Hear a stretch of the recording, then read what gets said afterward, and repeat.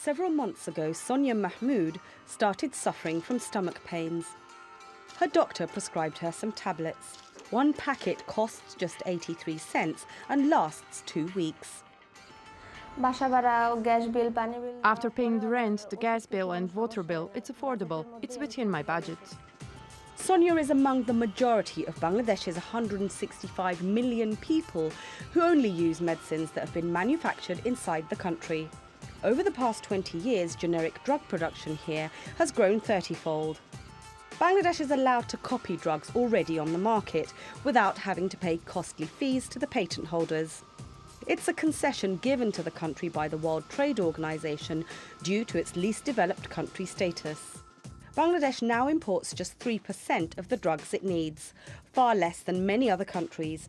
Pakistan imports 30% of its medicines, Vietnam 60% and Singapore 80%. The industry has become one of the most advanced sectors in Bangladesh. As many as 600,000 tablets are produced in this factory every hour, using state-of-the-art equipment and highly trained staff. More than 500 types of medicine are now made in Bangladesh, including cancer drugs and insulin. And prices are much lower than the originals. Sofosbuvir, originally made by Gilead Sciences, is a drug used to treat hepatitis C. Each tablet costs $1,000, but the Bangladeshi version, Hopetavir, costs just $5. And a single anti-cancer tablet, erlotinib, originally manufactured by Roche, costs $60. The Bangladeshi version, Erlokent, is $3.50. And many more drugs are on their way. We have almost 70% working in the research and development group. One for formulation and the analytical. So every year we have, from Incepta, I would say more than 50 to 60 new product launching in a local market. The industry accounts for a modest 3% of all exports. Revenues last year amounted to $125 million. But foreign sales are growing at a rate of 24% per year, despite competition from India and China. And a number of countries, including the UK, US and Turkey, have formally recognised Bangladesh's rigorous testing process.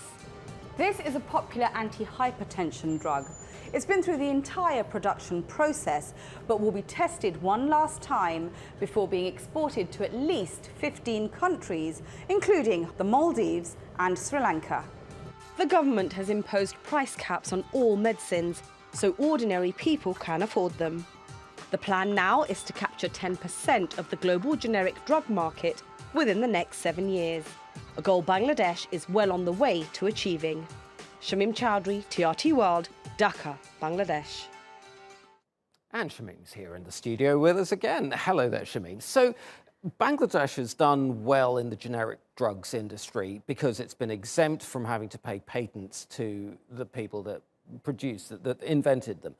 But a lot of other countries also have the same exemptions. What's Bangladesh doing that some of these other countries are not doing right? Well, there are other factors that come into play as far as Bangladesh is concerned. One is that there's a ban on the import of any foreign drugs, and that is to cut down competition for local producers. So even if you wanted to, you couldn't buy the brand names in Bangladesh. That's one thing.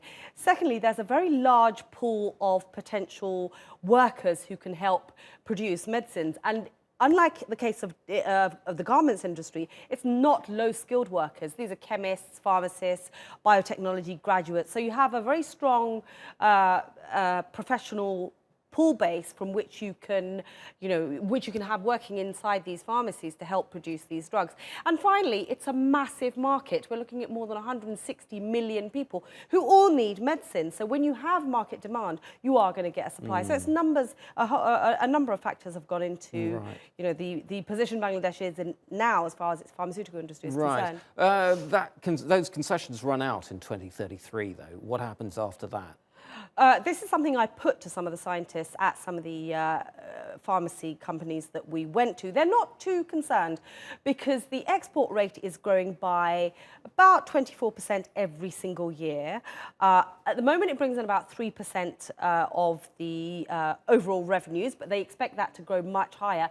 But at the same time, Bangladesh is also producing its own original drugs. There's a lot of research and development going on in as far as the industry is concerned, and they're hoping that they may well be able to patent their own drugs in 15 years' time. The general feeling seems to be that it's quite some time away. It's a booming industry. Let's keep doing what we're doing, and we'll cross that bridge when we come to it. Yeah. Shamim, I mean, one of the interesting things in your report that you pointed out there was that huge disparity in the prices of the drugs. And still, the makers of the generic drugs in Bangladesh are able to make a profit. Yes. Yes, they are. It could be a question of piling them high, selling them cheap. Again, it's a huge population. Many people need drugs. If you sell something cheap to many people, you're still going to get a profit. Economies of scale. Economies of scale, But exactly. the interesting thing about that comparison is that the makers of the patented drugs, the brand name drugs, are obviously making such a huge margin there. Yes, it's quite astonishing. It is quite astonishing, and it does beg the question as to whether there should be perhaps some kind of caps on Fascinating prices. discussion. We've got more to come through the rest of the week. Tell us very quickly, Shamim, what we've got in from Bangladesh tomorrow. So tomorrow we're going to look at the e-commerce business. More than 2,500 e-commerce businesses thriving across Bangladesh. It does have its challenges. There's only 50% of the country has internet connection.